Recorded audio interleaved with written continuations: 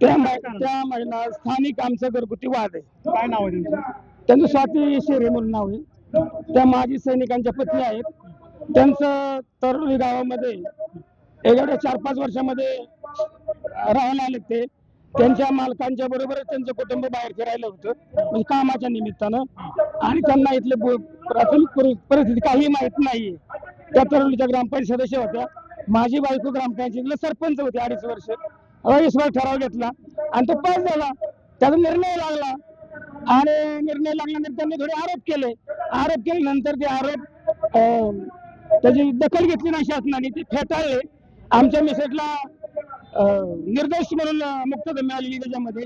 आणि मग हे सगळे झालं असताना आता हे कार्यक्रमात गोंधळ घालायचं म्हणजे ते राष्ट्रवादी काँग्रेस पक्षाच्या सुमित्रा वहिनींच्या महिला आघाडीमध्ये काहीतरी काम करतात। आता एवढ्या 2 वर्षामध्ये ते काम करतात। त्यांचं राष्ट्रवादीमध्ये योगदान नाही, शिवसेनेमध्ये योगदान नाही, फक्त गावामध्ये किंवा चांगल्या माणसाला कुठेतरी पायकोड घालायचा। आज मी सोमेश्वर कारखान्याच्या निवडणुकीमध्ये पॅनल टाकतोय। अर्ध गाव शिवसेनेत प्रवेश केला। मोरगाव मध्ये 50% लोकांनी प्रवेश केला। बारामती तालुक्यातून उद्धव ठाकरेंच्या शिवसेनेमध्ये तरुणांचा ओघ सुरू झाला।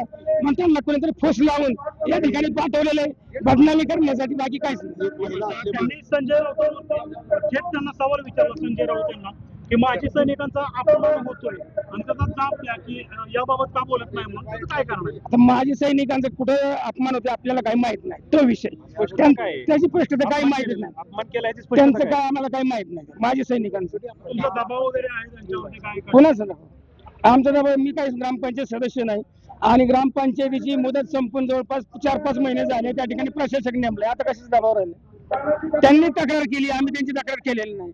त्या तक्रारीचं निरसन झालंय, त्याच्यामध्ये निर्दोष झाले। उलट आबरू नुकसान भरपाईचा दावा 2-3 कोटीचा आम्ही त्यांच्यावर दाखल करू शकतो, जेणेकरून निर्णय माझ्या बाजून लागलाय। पण मी त्याच्यामध्ये काही राजकारण सोडून दिलं, तो विषय गाव पातळीचा विषय गावातच सोडायचा असतो, पब्लिक मध्ये आणायचं नसतं। परंतु या ठिकाणी त्यांना जाणून बुजून या कार्यक्रमाला गालबोट लागण्यासाठी भाजप असेल, राष्ट्रवादी काँग्रेस पक्ष असेल किंवा त्यांना माझे पण हितशत्रू असतील, त्यांनी या ठिकाणी पाठवून या कार्यक्रमामध्ये पण त्या एवढ्या काय दखल घेण्या इतक्या आणि मी त्यांच्याविषयी बोलणे इतक्या तेवढ्या काही मोठ्या नाही। एक महिला असताना, एक महिला आहेत त्या माझ्या महिला कार्यकर्त्या होत्या, कोणी त्यांना बोललं नाही। एक महिला असल्यामुळं त्यांचा आम्ही या ठिकाणी सन्मान ठेवला। तुम्ही आरोप केला त्यांच्या खूप मोठा भ्रष्टाचार त्यांनी केलेला? हो, केलेला आहे ना। कशात भ्रष्टाचार झाला? त्या पाईपलाईन पाण्यामध्ये केलेलं, त्यांच्या कार्यकाळामध्ये केलेलं। महिला असल्यामुळं माननीय उद्धव बाळासाहेब ठाकरेंची शिकवण आहे आम्हाला, महिलांसह अगदी सन्मानाने वागायचं। आमच्याकडे पण महिला होत्या, परंतु एक सन्मान वागू द्यायचा म्हणून आम्ही गप्प बसलो। अन्यथा जर ही पुरुषांनी केलं असतं, आम्ही तसं उत्तर दिलं।